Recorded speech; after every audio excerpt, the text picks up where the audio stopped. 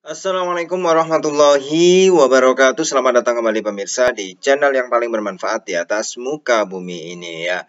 13 rumah sakit di Surabaya tutup sementara layanan IGD. Kira-kira rumah sakit apa saja? Yuk kita baca beritanya para pemirsa. Belasan rumah sakit di kota Surabaya, Jawa Timur menutup sementara layanan instalasi gawat darurat lantaran kapasitasnya sudah penuh oleh pasien yang terpapar COVID-19.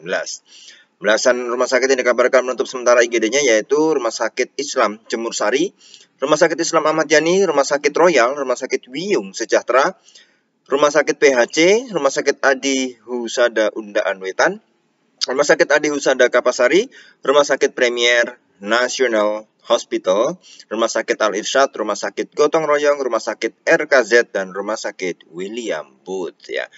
Ketua Perhimpunan Rumah Sakit Seluruh Indonesia, Jatim, Dr. Dodo Anondo mengonfirmasi informasi tersebut. Ia menyatakan sejumlah rumah sakit tersebut menutup sementara IGD secara dinamis atau dengan sistem buka tutup.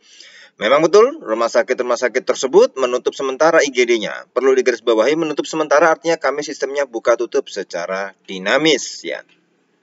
Ia mengatakan IGD rumah sakit itu mengalami full capacity ya. Jadi kapasitasnya penuh guys ya. Lantaran kenapa sebabnya pasien COVID-19 terus berdatangan sehingga rumah sakit pun tak bisa menampung lagi kedatangan pasien.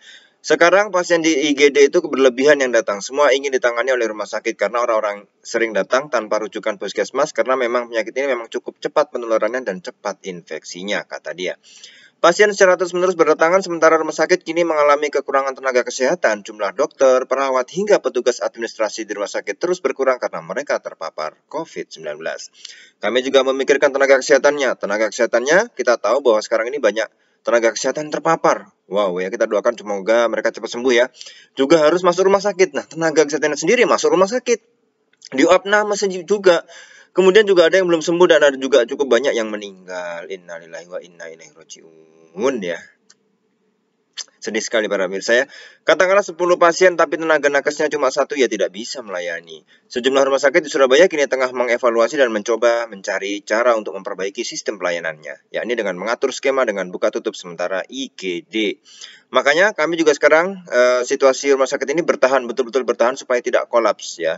Untuk itu kami ngatur tenaga, ngatur buka tutupnya. Karena kepada pasien yang tidak tertampung di rumah sakit, Dodo pun berpesan agar mereka mau mengkomunikasikan keadaannya kepada puskesmas serta petugas Satgas COVID-19 di lingkungan sekitar rumahnya.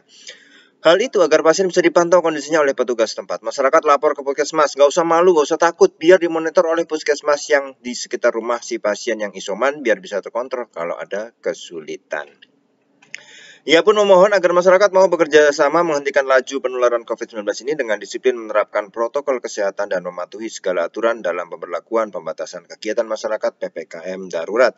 Salah satu rumah sakit di Kota Pahlawan, ya di Surabaya, maksudnya yang pertama menutup IGD-nya adalah Rumah Sakit William Booth, Surabaya. Mereka menutup sementara layanan IGD-nya per Selasa 29 Juni ya.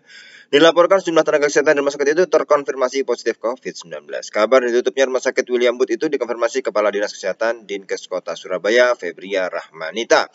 Ia membenarkan hal itu lantaran sejumlah perawat di rumah sakit itu terpapar COVID-19 ya. Kalau kita lihat kasusnya ya guys ya. 24 nih, 24 karyawan rumah sakit William Booth dilaporkan terpapar COVID-19. 15 diantaranya dirawat di rumah sakit itu sendiri ya, di rumah sakit William Booth. 2 di rumah sakit lapangan, sisanya isolasi mandiri. 9 dari 15 karyawan dirawat di IGD sebab ruang isolasi telah penuh dengan 16 pasien COVID-19.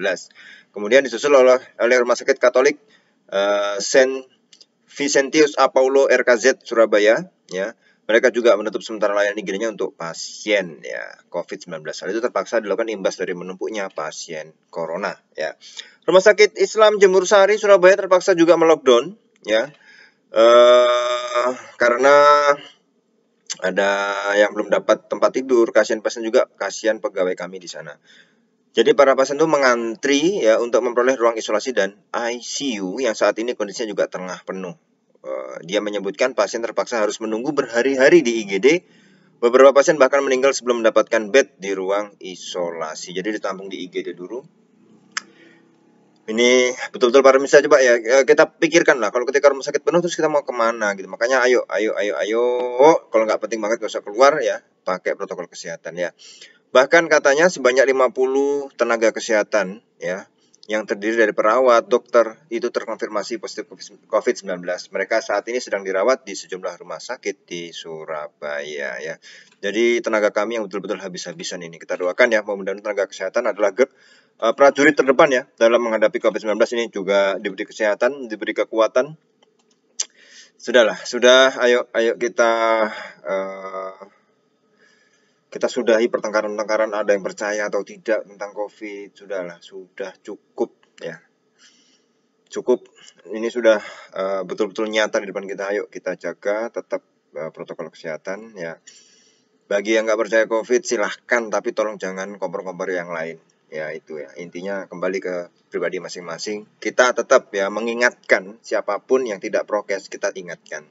Kita pun sendiri juga harus memberi contoh. Nah itu para pemirsa, mudah-mudahan kita juga berdoa, sholawatnya dibanyakin ya. Kita berdoa semoga pandemi ini cepat selesai dari Indonesia. Ya, kita keluar dari pandemi ini secara bersama-sama, secara bergotong royong. Terima kasih para pemirsa. Kita akan ketemu lagi di video selanjutnya. Wassalamualaikum warahmatullahi wabarakatuh.